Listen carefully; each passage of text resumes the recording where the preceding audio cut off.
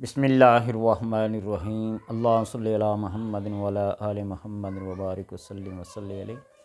الصلاۃ والسلام علیک یا رسول اللہ وعلی آلک وصحابک یا حبیب اللہ صلی اللہ علیہ یا محمد نور من نور اللہ۔ بعض لوگوں کو اپنے درود پاک پڑھنے پہ بڑا ناز اور بڑا فخر ہوتا ہے کہ میں اتنے مرتبہ درود پڑھتا ہوں، اتنے ہزار پڑھتا ہوں، یہ درود پڑھتا ہوں۔ لیکن درود تو ان کا قبول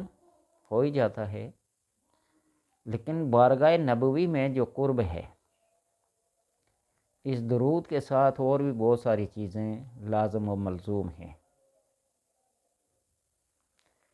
جس کی وجہ سے انسان کے اعمال میں خسارہ پایا جاتا ہے اور اس کو سلام کا جواب ملتا نہیں۔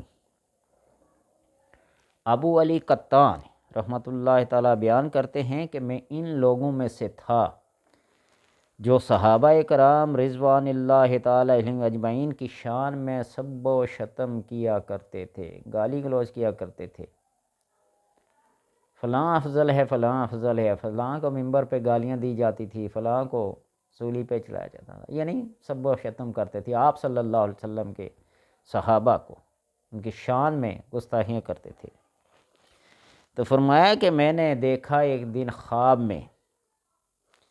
کہ کرخ کی جامع مسجد میں داخل ہوا اور میں نے مسجد میں اس مسجد کرخ میں نبی اکرم صلی اللہ علیہ وسلم کو دیکھا،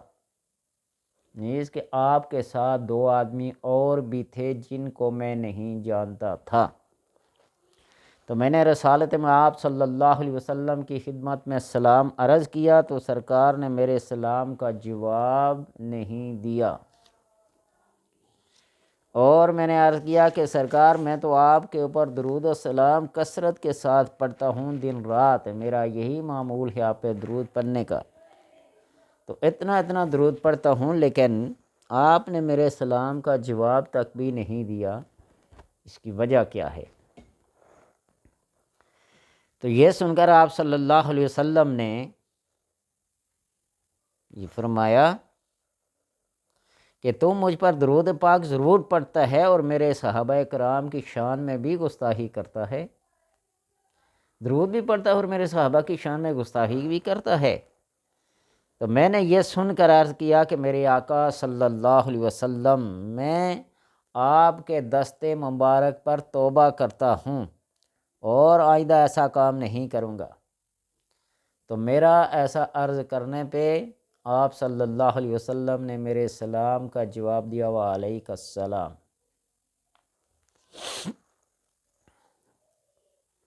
تو اس بات سے یہ بات ثابت ہوتی ہے کہ جو شخص نبی اکرم صلی اللہ علیہ وسلم کے صحابہ کرام رضوان اللہ تعالی شان کی گستاخی اور بیعت بھی کرتا ہے تو اسے حبیب خدا صلی اللہ علیہ وسلم کبھی راضی نہیں ہوں گے۔ کیوں؟ اللہ تبارک و تعالیٰ کا یہ فرمان ہے صحابہ کے بارے میں، رضی اللہ عنہم ورضوا عنہ، اللہ صحابہ سے راضی اور صحابہ اللہ سے راضی ہیں۔ والسابقون الاولون، یہ سابقون اولون ہیں، ان کی شان میں گستاخی کرنا کسی کو کیا حق پہنچتا ہے؟ آج 1400 سال گزرنے کے بعد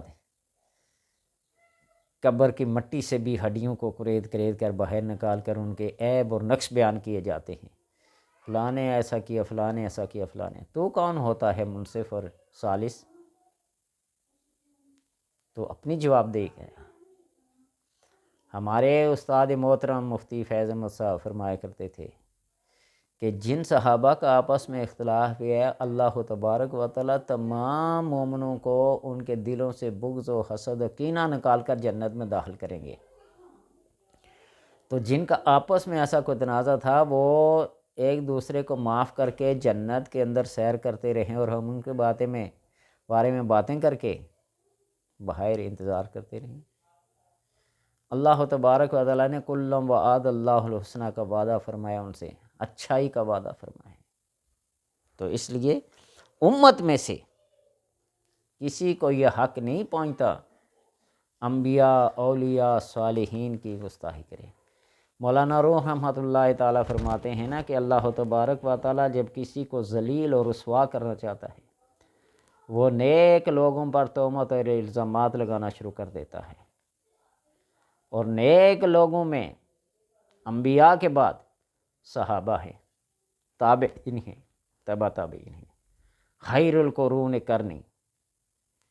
سمجھ تو نہیں آتی کہ یہ علماء فضلاء احادیث کو بھی بیان کرتے ہیں،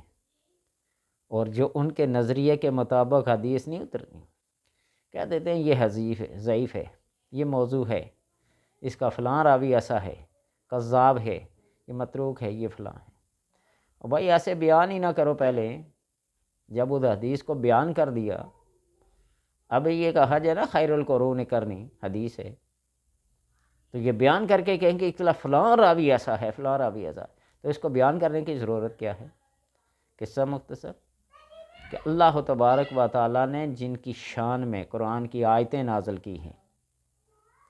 امت میں سے کسی کو حق نہیں پہنچتا کہ وہ ان کی بے ادبی کرے، گستاخی کرے۔ درود جتنا مرضی پڑھے نا، لیکن درود پڑھنے والے کے